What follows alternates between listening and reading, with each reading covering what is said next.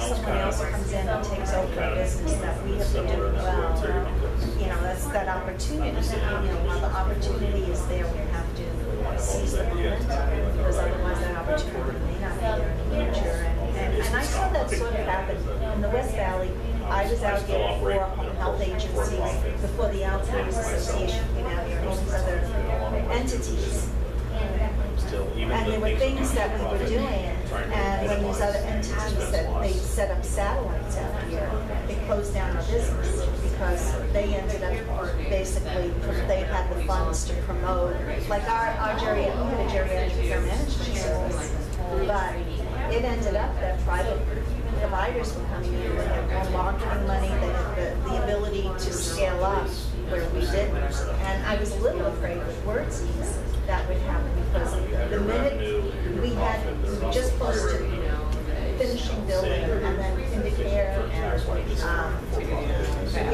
all of those started popping up before we could get our doors open. And we knew already there was a need, but it was just so quick, and we didn't have the visibility that they did on the main road. So I was a little fearful that we weren't going to get Wordsies to do this. All right, so let's wrap it up. People still kind of finish up. Like, never knew you were here. Right, and it's such an amazing program and facility. I always hear that out.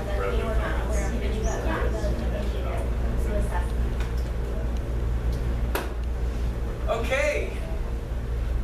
Now we're going to take 2 hours. How was that? Great. Interesting. What was the experience? What'd you pull out of that? What was interesting? I mean, I think you really start to learn more about people who you have a relationship with here at work, but it is just that, obviously, it's just that work relationship. And now we got to dig deeper and learn more about them and understand them and their positions. It's interesting, isn't it? And to think that it was only 15 minutes focused on that individual. How many of you learned something new about the individuals you were interviewing? Just 15 minutes. That's it. We learned what I like too. Common threads. Yeah. Isn't that great? Yeah. So you find that there's actually more there that you can build on. Common experience. That's fantastic. Yeah. So you can see the different perspectives. You get to know each other. Wonderful. What else? I mean, we sit here and say that Beneby is here to build relationships in the community, and this is just showing that we should be spending a little bit more time with all of our coworkers and building those relationships. This is what I was saying earlier, because you are already so primed. There's something in you that is attracted to this mission of Beneby that does so much incredible work in the community that you sometimes, it becomes so easy to stop and think about the internal side of some of these things.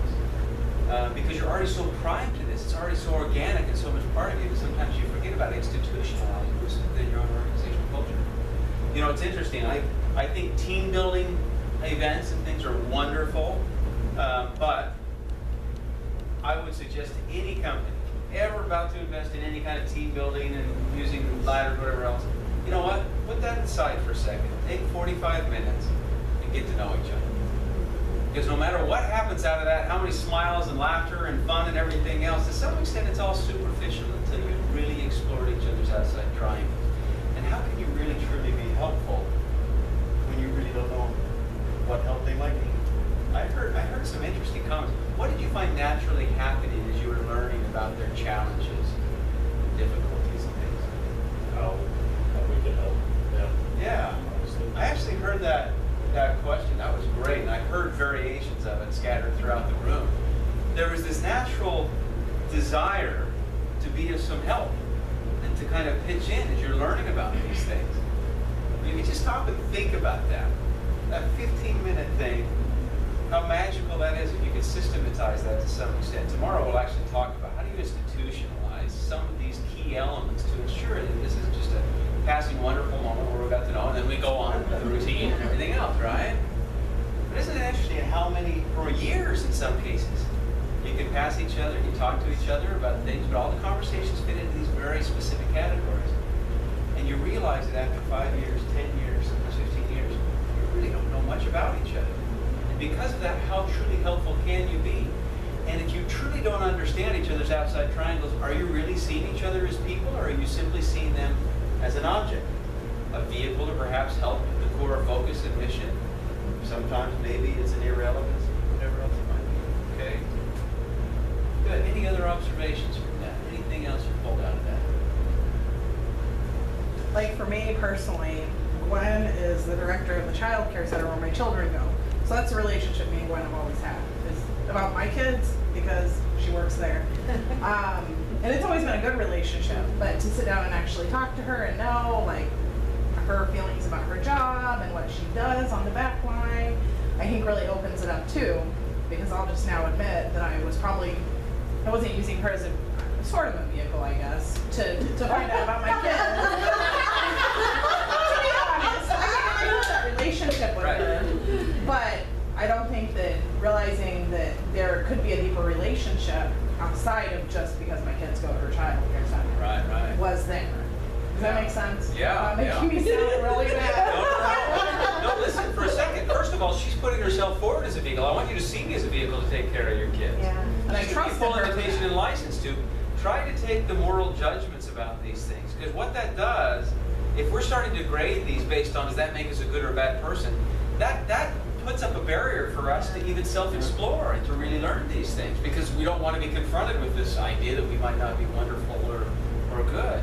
That is a beautiful thing that you said there in some respects, because you're really, here's what happens is you know about her and her outside triangles so far as they correspond to your inside triangle. In other words, one of your inside triangles, you have a child, needs to be watched and cared for and everything else. So then you know that aspect of her outside triangle.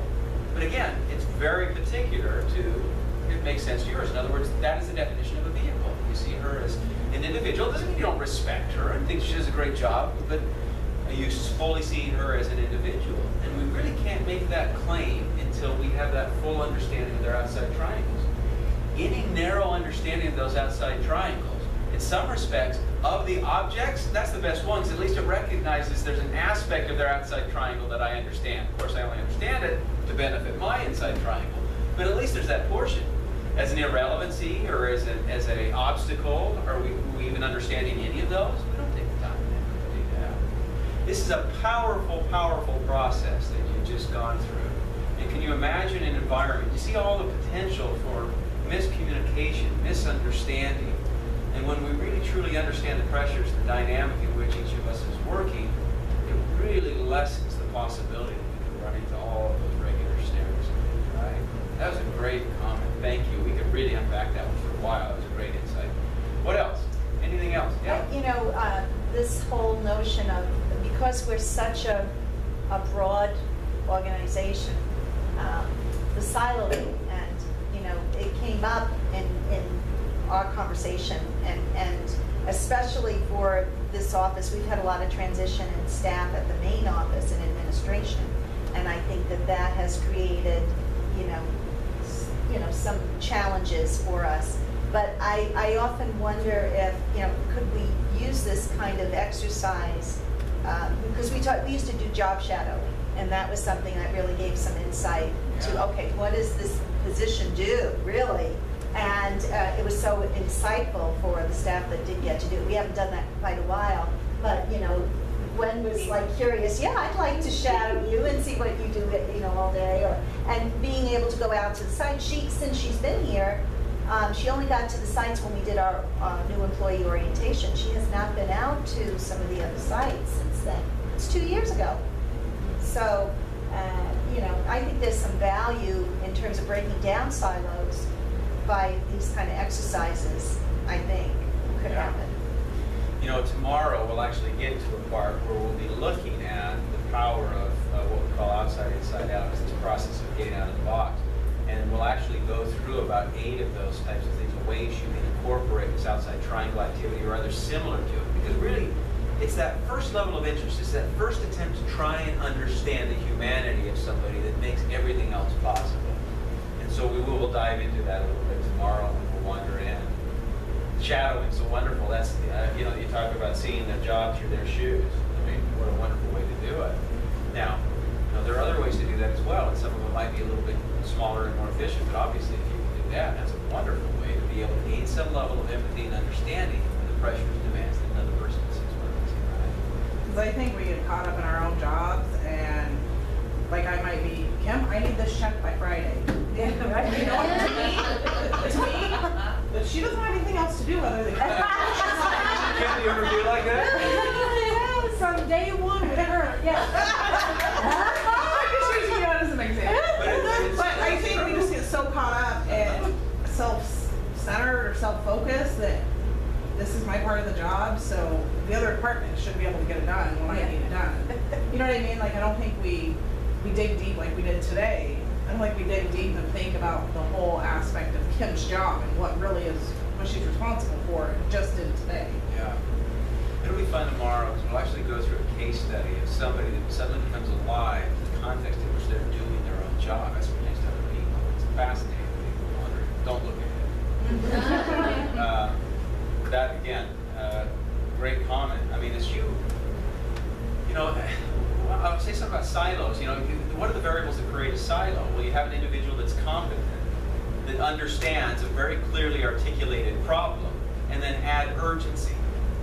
And you create a silo. Those are the three variables. And so to some extent, it's a natural and logical thing to dive into that. In some ways, the work environment is such that it punishes you for any extraneous activity outside of that function. You've got something very specific that needs to be done. You have the skill set for it. You understand the problem. And there's an urgency to it. There's a timeliness to it. And that's the perfect recipe to begin creating silos. The problem is those become permanent. That we organizationally begin to lose this outward mindset and all the wonderful things that can come from that. Greater collaboration, innovation. You look at post 9/11 and what happened between CIA and FBI, and they began to see that there was it was an interesting comment. They said there was a failure of imagination. Now, when I hear of law enforcement and these, high-level things that say there's a failure of imagination, well, of course, imagination, that innovative collaboration, that's something that comes from an outward mindset. It's one of the first things that gets squeezed into oblivion with an inward mindset. And these institutions have grown so siloed over such a long period of time that they lost the ability to think beyond their own domain. And we end up with some catastrophic situations. Not to put it at their feet, I'm not suggesting that. But one of the lessons that they pulled out was that there was a fundamental failure of imagination. Creativity, innovation, collaboration are some of the first things to go by siloed organizations. But they'll get to where they are so functioning within those job descriptions. If you were to point out, if I were to say, let's see your job description, let's compare it, boom, you're checking all the boxes. And yet there's something that seems to be missing. We've become purely the sum of our parts. In some ways, because this collusion will enter in, we actually end up becoming less than the sum of our parts because some of that time we are spending is spent in this political world of domain. But to become greater than the sum of your parts requires this outward mindset, this full awareness of other people's outside triangles. Okay? Great job. Great unpacking. I mean, well, obviously we could spend quite a bit more time on that, really diving into it. I want to take us while we're still in this mode here of just having gone through these outside triangles and go back to your job description or your objectives. So let's get back to your spaces. Everybody wander back to where you were from. Hey, and great job. It's fun. You suddenly know these two people better than anybody else in the organization, and it's a neat thing. And you did great. I listened for the awkward moments, by the way, because those inevitably occur. Because you're literally having to force yourself to be curious when you might not be, because this is where I usually stop. It's how are you doing in the morning? Great. All right. How's that thing go? All right. Carry on. Great job, really. All right. Let's go to this. Where are we here? We'll go back to our key objective map. All right. So now all we're doing is we're going to go through all of these individuals here, and on a scale of 0 to 10, rate my understanding of the outside triangles of these people. Okay? 0 to 10. And 0 means I don't have a clue who they are or anything else. 10 means I know them as I know myself.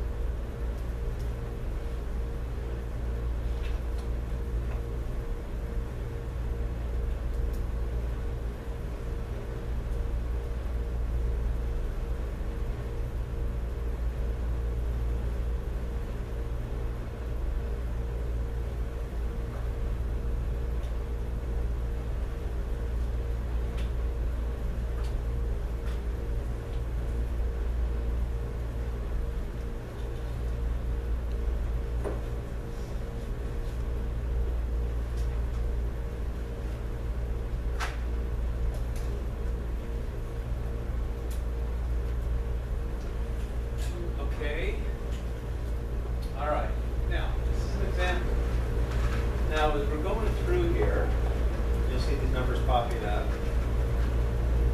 HR1. What are they? What goes on in that dark room over there? But you also notice up here, Mary, number 4. Based on any of these scores, so I need to move any of these people to a different quadrant. So, for example, if I realize actually, Mary and I get along great. We chat all the time. Sometimes we even have lunch together. We have a great relationship. But if I actually am honest with myself, I really know very little about what her outside triangle is, what those objectives are, what those pressures and demands are. And therefore, am I really putting myself in a position to really even know how to be helpful to her? Or have we just simply found this symbiotic relationship that kind of goes on, and because nobody's giving her a fight or whatever else, we think we have a good relationship. So I might find, yeah, with Mary over there, I might need to move her off to a different place, right? Okay. Now, before we go here to 6, we will take a break here in just a second. We're going to come to this last section full of vigor and energy. But before we do that, I want you to take a minute. You see this on your key objective map. Sorry, stay on your key objective map. Go back to your key objective map, and on that right side, you see this area there where it's kind of giving you some space to write. I want you to take a look at this key objective map now and kind of synthesize a bit of an action plan. Now, there's a lot of conclusions you can draw from this. But the one thing I want you to ask you, what are 2 or 3 things that would be a good place or a good area to spend my time, given what I'm looking at on this key objective map? With one, it might be, I really need to stop this collision. It might be, I really need to get out of the box toward this individual. This is destroying the relationship. Or it might be, I know nothing about this person's outside triangle. In other words, what we're doing is we're taking a map of your individualized relationships as it pertains to a particular job objective that you have. We're giving you some actual action points to change things that aren't going as well as they could. So take a moment, just think about 1 or 2 of those and scribble them off on the side there.